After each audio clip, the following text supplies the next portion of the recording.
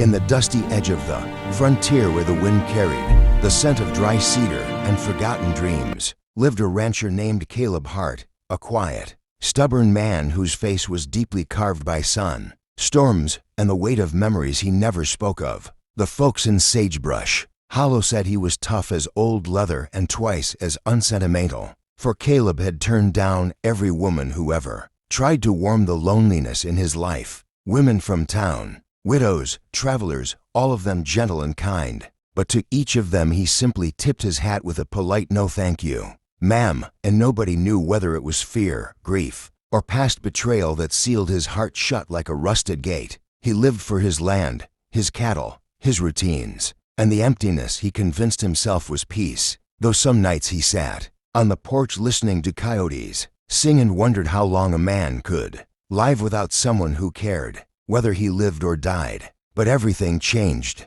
on a cold autumn evening when he found an Apache widow standing at the far edge of his fence line, tall, proud, with quiet eyes that held storms and stories far older than the valley. She didn't tremble, didn't apologize for her presence, and didn't bow her head as others often did around white settlers. Instead, she met his gaze with the calm fire of a woman who had endured too much to fear anything more. Her name was Nelina, the widow of a respected Apache scout who had died protecting her village, leaving her alone, hunted by a band of outlaw trappers who saw her as prey rather than a person. Caleb asked her if she needed help, expecting her to plead or flinch, but instead she said with steady breath, "I need shelter, not pity," and that alone made him stand straighter. Something in her dignity drew him in like nothing had in years. He brought her into his barn for safety while the night grew colder, and over a small lantern's glow she told him her pursuers might return, and if they did, she would leave to avoid causing him trouble. But Caleb surprised himself when he replied, "Trouble ain't always a burden, ma'am."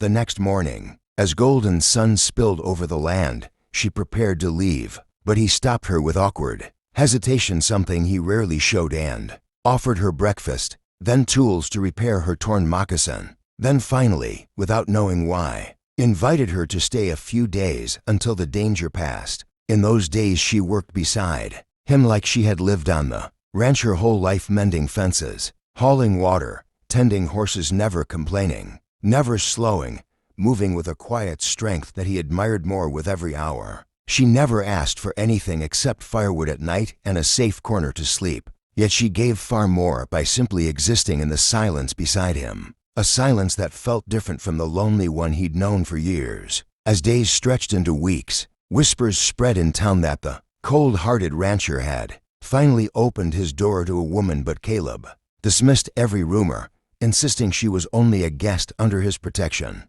though deep down he felt the truth stirring like wildfire. One evening, as thunder rolled across the plains and rain hammered the roof, Nelina sat across from him by the fireplace, and in that dim glow their eyes held longer than either intended. She asked him why he had never taken a wife, and he answered honestly for the first time in a decade, "Because I ain't good at needing people." And she smiled with a softness that cut through all his defenses. Then she said the words that would change his life forever, "Tell me, Caleb Hart, you want a wife, or just shelter?" He froze, breath trapped in his chest, because she wasn't offering herself. She was challenging the hollow life he had clung to, confronting the truth he had run from, that he had built a fortress of loneliness around himself and called it safety. She watched him quietly, neither hopeful nor afraid, simply honest, the kind of honesty that stripped a man bare. He swallowed hard and told her he didn't deserve someone like her,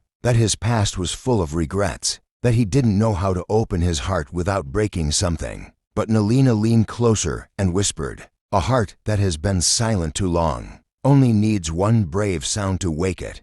Thunder shook the sky above them as if the heavens themselves pushed him toward the truth, and for the first time he reached for her hand, not with the confidence of a seasoned man but with the trembling uncertainty of someone learning to feel again. At that moment, the outlaws who had been hunting her attacked the ranch, shouting threats and firing guns. But Caleb didn't hesitate. He pulled her behind him and fought like a man who finally had something to protect, something worth bleeding for. The shootout raged until dawn, And when the last outlaw fled into the mountains, Caleb, bruised but alive, turned to Nelina and said breathlessly, "I don't want shelter. I want something real. I want you." She looked at him long and deep, not as a savior, but as a man who had finally stepped out of his own shadow. And slowly, she placed her palm against his chest over a heart that had been silent for too many years, saying, "Then let us begin not as rescuer and rescued, but as two souls choosing the same fire." From that day, everything changed on the Hart Ranch. The once lonely porch now echoed with laughter, shared stories, and new beginnings. And people whispered, not about the cold rancher anymore, but about the man who learned to love when a proud Apache widow reminded him that life was not meant to be survived alone. And so, dear viewers, if you feel something move inside you while hearing this tale, if you believe in stories of healing, courage, and love found in the unlikeliest places, then subscribe to Wild West Dairies, where legends live again, where hearts rediscover fire, and where every story reminds you that even the hardest men can find their missing half when destiny finally knocks on their door.